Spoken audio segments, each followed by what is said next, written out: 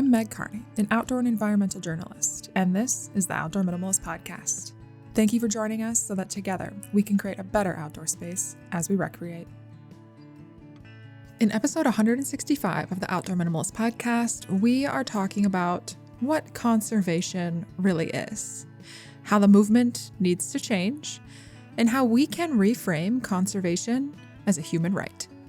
We'll uncover the historical inequities within conservation, how social justice and environmental protection intersect, and what a rights-based approach to conservation could look like in practice.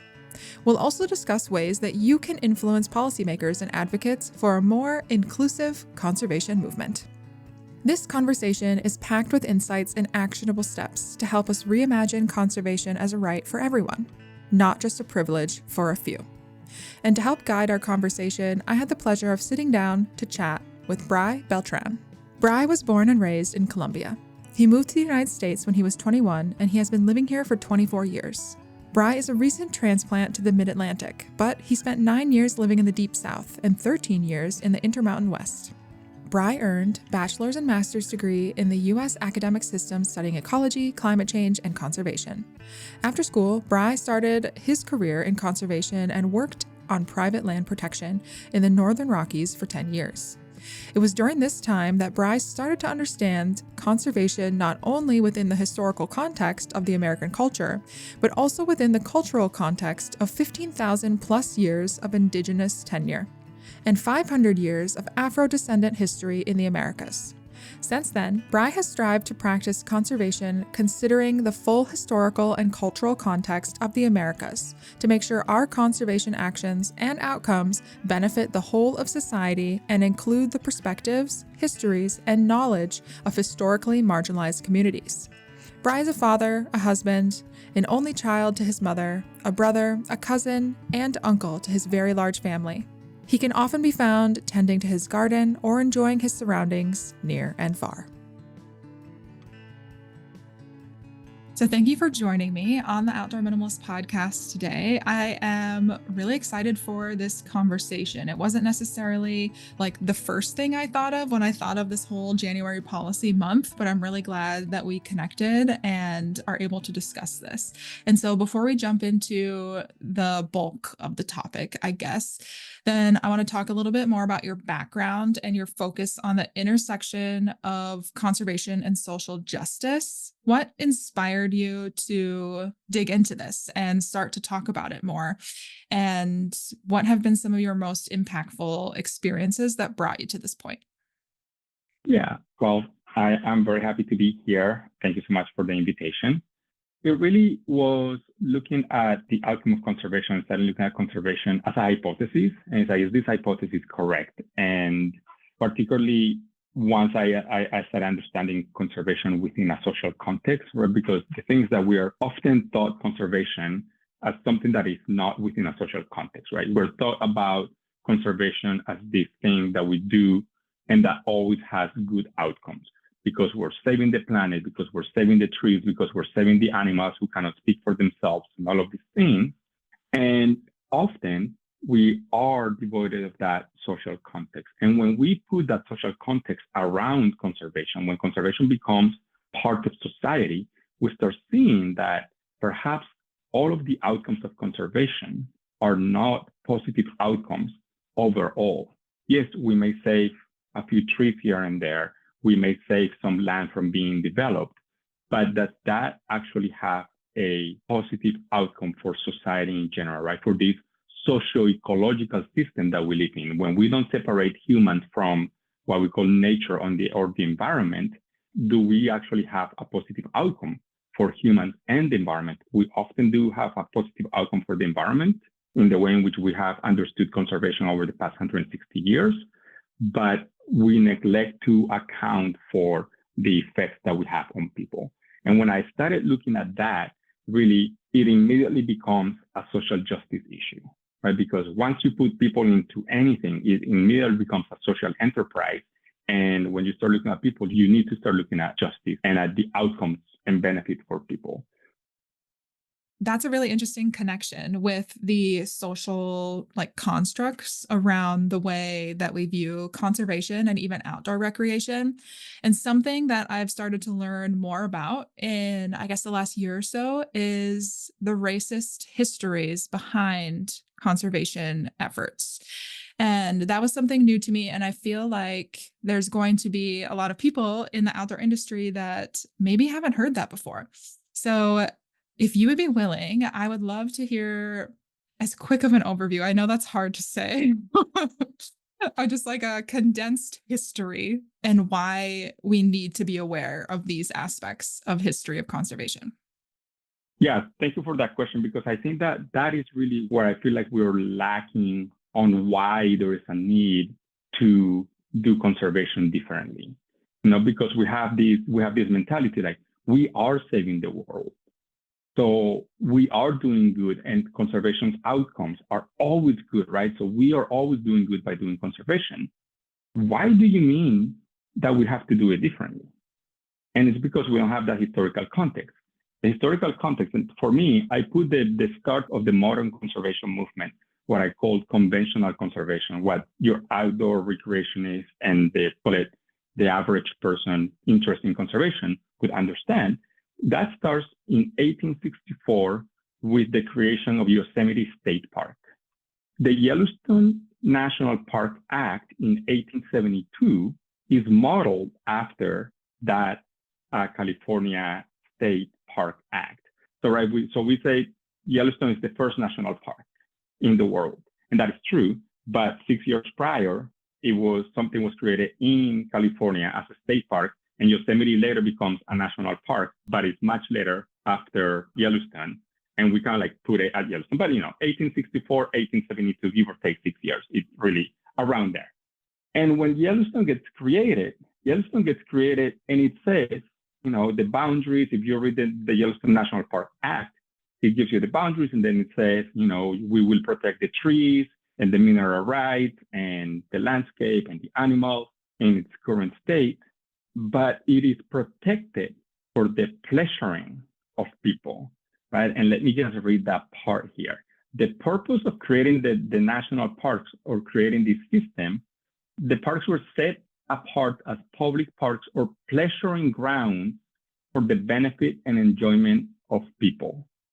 From moment one, here's where the racist history of the conservation movement starts, because right after that it says, and all persons who shall locate or settle upon or occupy the same or any part of the park, except as what we say here for just pleasuring grounds and coming and not staying, shall be considered trespasser and removed therefrom.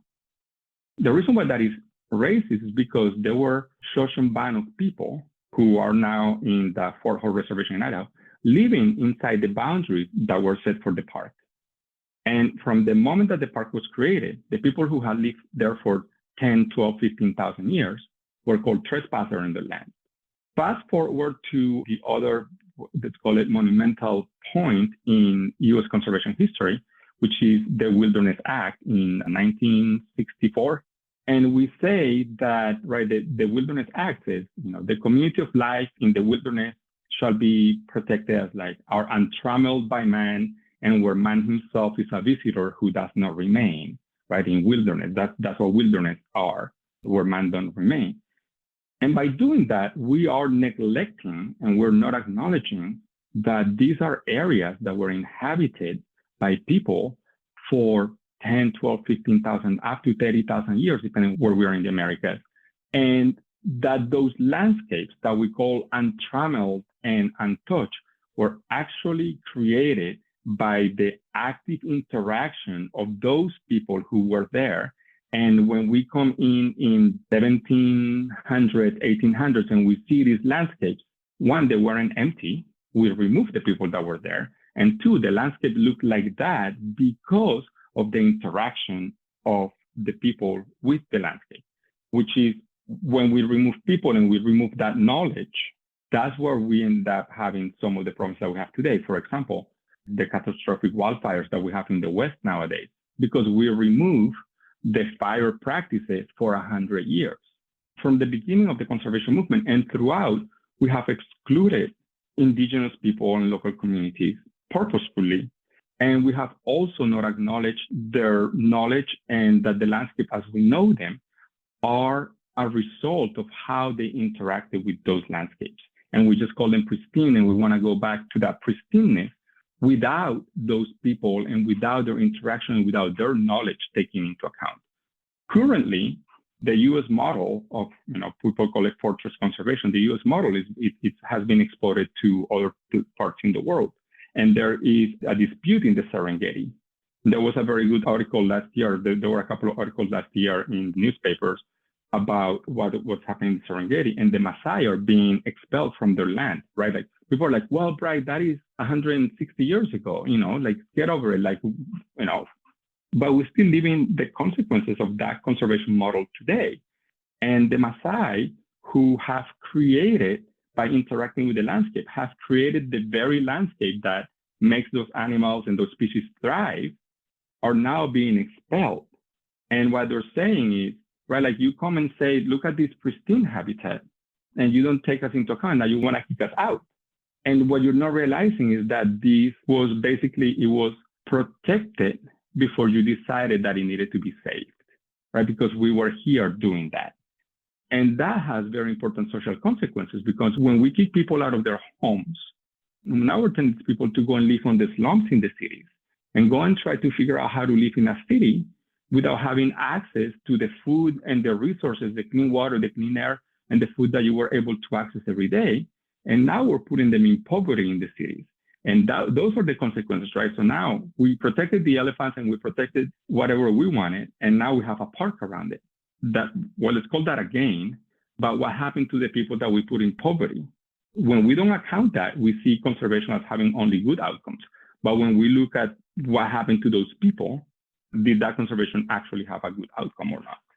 Right. So we have to take into account this whole conservation within the social context that we're working in. So anyway, so I think that that's why we have to take into account the history of the conservation movement, because the landscapes have not been unoccupied for a long time.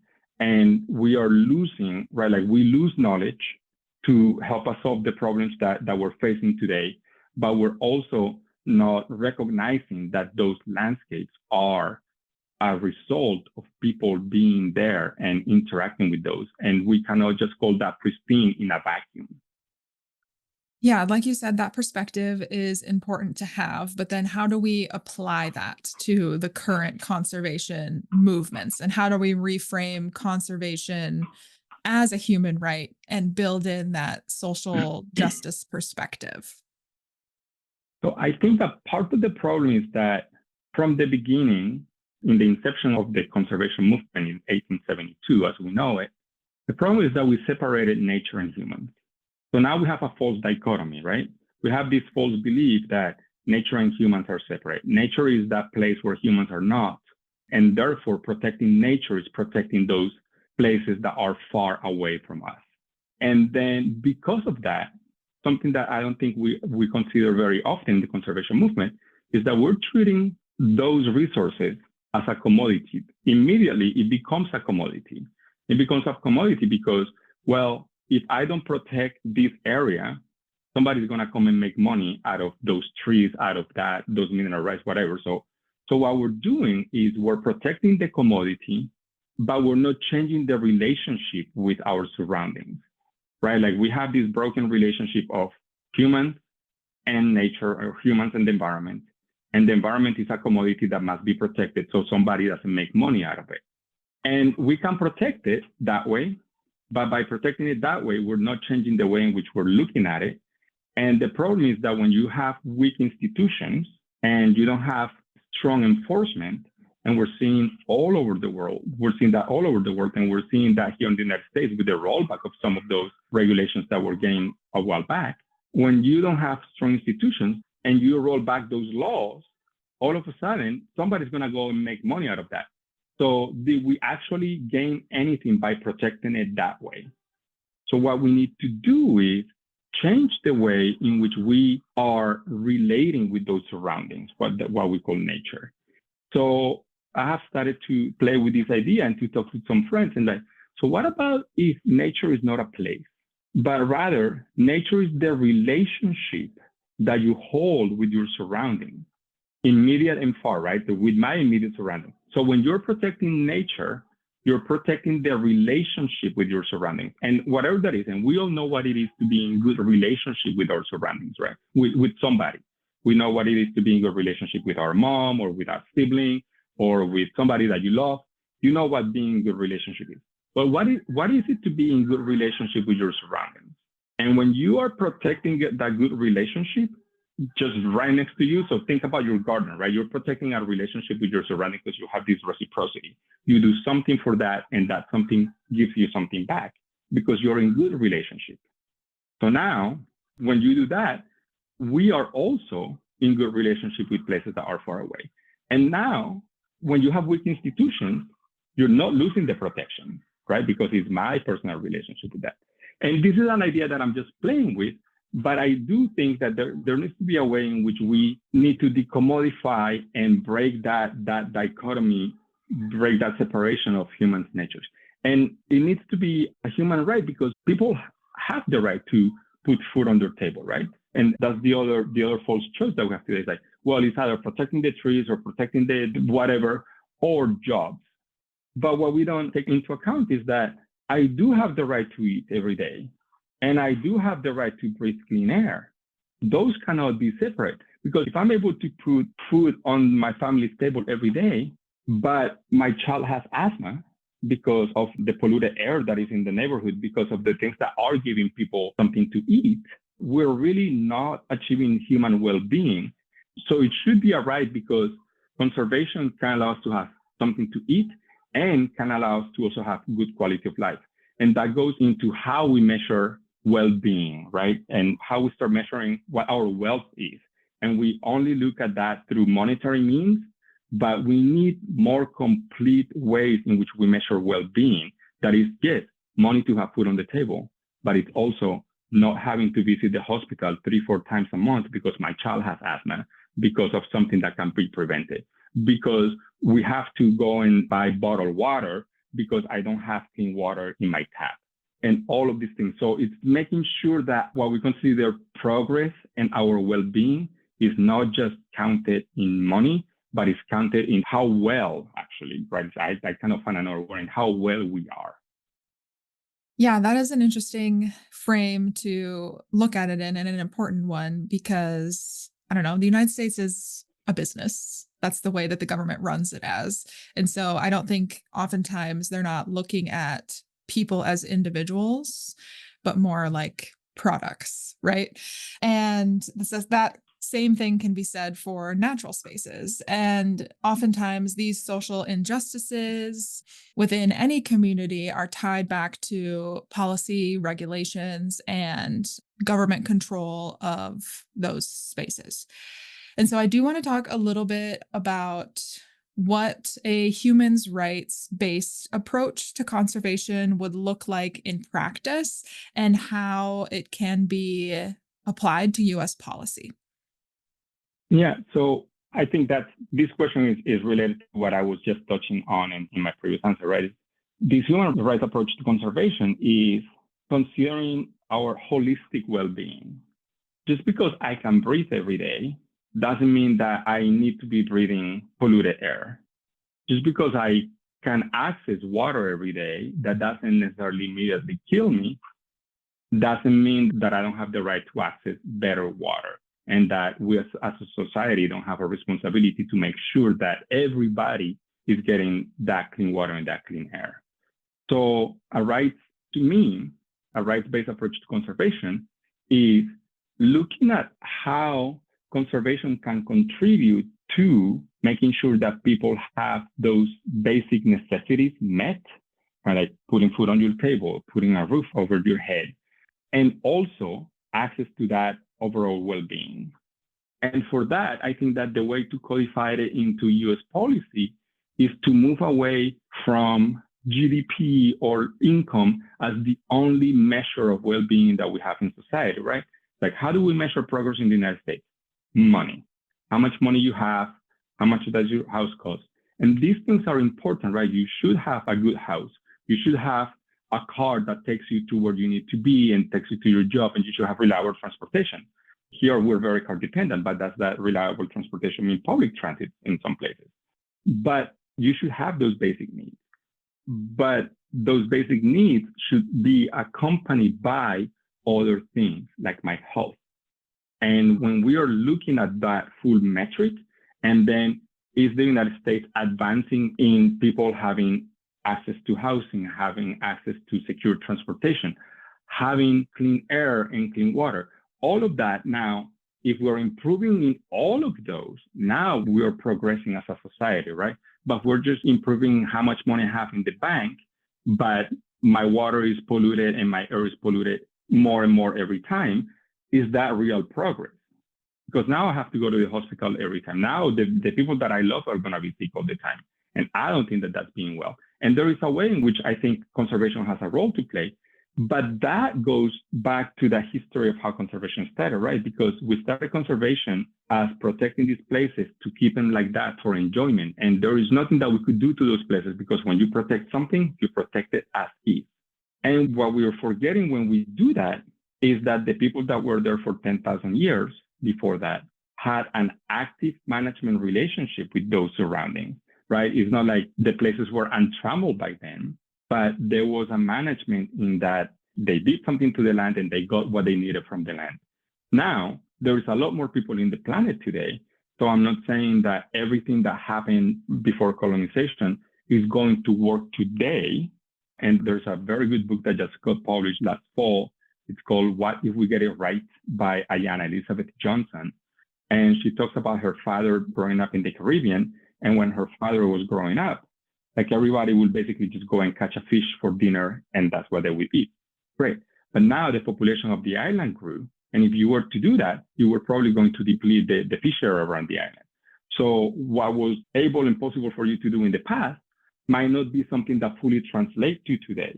But that doesn't mean that we cannot take advantage and use of that knowledge and figure things out for today, right? It's not that the practice is bad, it's that the practice perhaps doesn't translate one-to-one from the past into today, but it doesn't mean that we couldn't take a look at it. We need to recreate that reciprocal relationship that we lost when we said nature is away from us and nature is something that must be protected and touched, right? And that's what we have lost. When we go back to a place of reciprocity that I give into my surroundings and I get benefits from it, that then starts getting into, right, like being able to put food on your table, being able to put a roof on your table, and being able to live well and be healthy. And all of this now is wrapped up into well-being and into progress. And I think that we can codify some of that into policy by taking into account more than just income. Yeah. I mean, are there examples of that in action already happening anywhere in the United States? And if not in the United States, anywhere globally that you know of, where it's like they've successfully integrated these things into policies? I'm not sure if successfully integrated, but there is a very good attempt in Ecuador by putting the rights of nature in their constitution. I think it was 2-3 years ago, not long ago, that they put articles into their constitution that say, nature has the right to exist. So basically they gave them the right to exist. I forget the language, but right, like now nature has right enshrined in the constitution. And I think that it is a little weird because it's an attempt to get a lot of the indigenous knowledge and way in which indigenous people think about their surroundings, that they don't see them as separate, right? A lot of indigenous people don't even have a name for nature or wilderness because, they have a name for trees, for rivers, for everything around it. But since they're part of that, they haven't extracted themselves, put themselves on the side, and then thought, what do we call everything else that doesn't have humans in it? But it's kind of like taking that approach and then putting it into our Western context of laws. So it is clunky, but I think it is at the very least a worthy attempt to start looking at conservation not only as protecting a thing, but protecting beings that are alive and that we have a responsibility to, and that we have an active relationship with. That really is the best example that I can think about it right now. And right, like the obviously, if we look further, like the indigenous cultures and the way in which they look at other beings, right? They don't call them things. I remember a conversation that I had with an indigenous leader in Montana a few years ago and said, right, the things like what you guys call natural resources, they're all cultural resources to us because they are the ones that make me who I am. And I kind of like wrap my head around it. I will never fully understand it, right? Because I wasn't raised into that culture of fully understanding these other things as living beings that are not any different than humans, right? Like they have different shapes, but they're still beings. But I can, to an extent, understand that there are beings and you see them as culture rather than as things. And the best Western attempt that I've seen is that in Ecuador to try to kind of like mesh the two. And there are challenges to that, but they are working through that. Do you think anything like that would be possible in the culture of the United States and politics? There are very good people, and there is a very good push here in the States for rights for nature, but I don't think this will be put in the Constitution anytime soon here in the United States. But there are attempts to do like a thing, right? To call them that, like to do a river or a species or something. So that species now has rights, or that river now has rights. And, you know, Colombia has done that. New Zealand has done that. But one kind of like on a one-off basis, depending on the environmental challenges that are facing that one resource, let's call it that. And there are really good people here in the United States working on that. And it's a very interesting framework.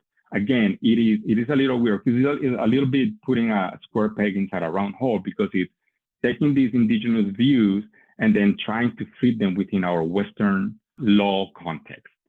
And it doesn't quite, it's not a tight fit, but there are very good people trying. And I think that more and more we will see individual, either species or type of things getting some rights, or like attempts at them getting rights. But an overall understanding and enshrining this in the US Constitution, I don't think we're anywhere close to that. But that doesn't mean that we as individuals cannot start reframing the way in which we see these beings out there, these living creatures, right, like trees, other animals, and the way in which we reframe our relationship with what we call nature, right? Like, for example, in the past few years, and I've struggled with this, but more than referring to things as nature, it's like, oh, I'm going out into nature. Like, I call it my surroundings, because nature has this connotation of being that thing that is far away, right? Like that thing that is away from where humans are. And by saying, hey, you know, I am going to, my surroundings is like near and far, and all of a sudden I have changed my positionality in that space, right? It's not I am away from it, but I am part of that space that makes my surroundings. And I am just one more thing in that, or one more being in that. And if we can start shifting a little bit into that, I think that we can then really start building into changing. I don't know what that change will be, right? Like once we have like this critical mass of people thinking about nature in a different way, I don't know what the outcome is going to be, but I think it's going to be a way in which will allow us to shorten the distance between the problems that we have and the solutions that we're facing.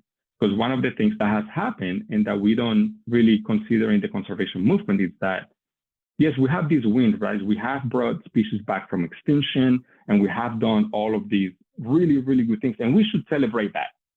I'm not saying we shouldn't celebrate that. We should celebrate that. But the problem is that we have lost sight that the solutions that we're offering are not closing the gap with the problems that we face, right? It's like I tell some of my friends, like, imagine that you're playing a basketball game, and for every 1 point that we score, and we fight hard for that point, and we go and score it, and yes, we should celebrate it, we score a point. But for every 1 point that we score, the other team scores 3 points. And what happens with that is that, well, the score was 3-1, but then it's 6-2 and 9-3 and 12-4. So, right, the distance between what we are doing, the points that we're scoring, and what the other team is doing keeps increasing. And if we continue to use the same tactics and the same techniques, that being, if we continue to do the same things that we've been doing for 160 years in the conservation movement, that distance is going to continue to increase. So we have to change into something. And now we have evidence that this rights-based approach actually provides better, more durable outcomes for conservation than the way in which we've been doing conservation for 160 years. So we need to figure out a way in how to change into that way fast, because the data is showing us and is telling us that it works better. And not only that, the way in which we've been doing it is not working, because the problems that we're facing are bigger and bigger every day, and the solutions that we're offering are not keeping up with that. Yeah. And like you're saying, depending on who you are and where you live and what your opportunities are, nature is something that feels very far away and you don't feel a part of. And that kind of ties back to the historical significance of the conservation movement and how oftentimes like visiting a national park or a protected area is a privilege, or only certain subsets of society get to visit those because they can afford it or can travel there, etc. So how can we balance that? Like, there's a lot of challenges to reaching the goals that you're expressing.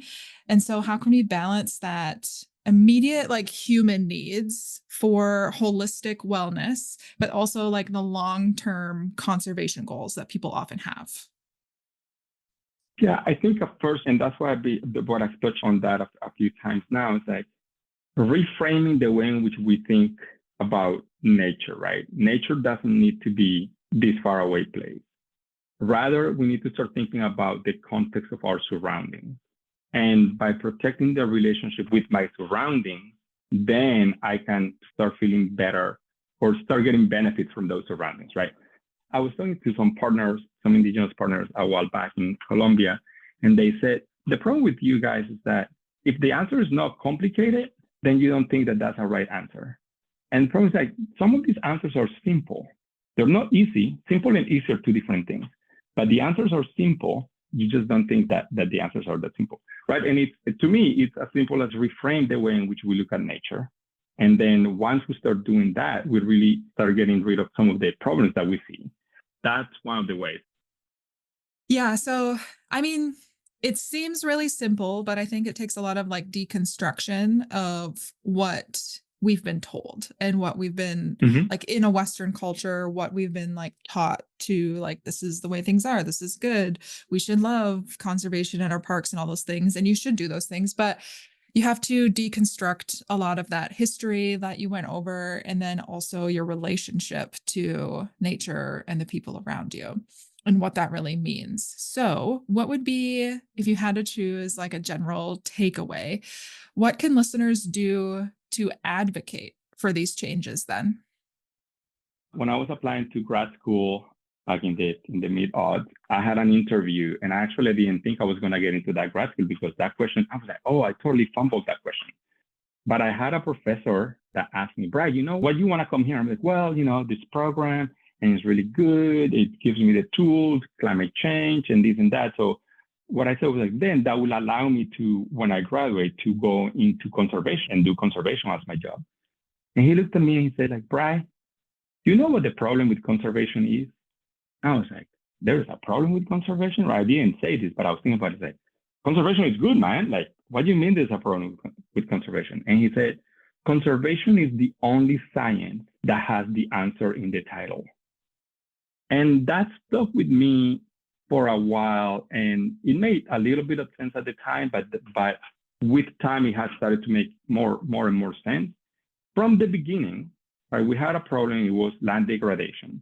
And from the beginning, it's like the answer was conserve it, conserve land and conserve it in this way, and that is it. How we stop to think about and deconstruct the conservation movement, right? Like it's a science, and how we stop as scientists, like, you know, my null hypothesis is conservation would prevent these issues. We have 160 years of doing things basically the same way. How we stop, or how often have we stopped to say, is that working? And more, we're doing that now. And we're seeing that the way in which we have been doing conservation is not really providing benefits for society overall, right? For everything in it, as I was talking at the beginning, but that there is this other way that perhaps that gives us more durable outcomes. But that's very new. So what I would want to leave our listeners with, first, thank them for listening this whole time, but I would want to ask you, like, is conservation, as you know it, the one that is going to provide the solutions to the challenges that we're saving? Or do we need to reframe the way? I'm not saying conservation is not necessary. I'm saying the way in which we're doing it. So do you think that by continuing to do what we've been doing for 160 years, we're actually going to solve the challenges that we're facing? Or do you think that we need a different tactic to play the basketball game? Do you think we need a different approach to continue to do the good work that many, many people are doing, but that is not closing the gap between what we're doing and what we stand to lose? And we need to close that gap as fast as possible. And which type of conservation do we need in order to do that? Yeah, I mean, that's a lot to process and think about. So I hope that listeners do that and can have some takeaways from this conversation. But with that, Bray, thank you so much for taking the time to sit down and chat today. Really, Nick. Thank you so much for having me. Thanks for listening. And if you like what you hear, let me know. Leave a review and be sure to subscribe so you never miss an episode. You can find us on Instagram at outdoor.minimalist.book, on YouTube, or subscribe to our weekly newsletter at theoutdoorminimalist.com. For even more updates, other educational resources, and to help build an outdoor community with the shared goal to create a better outdoor space as we recreate.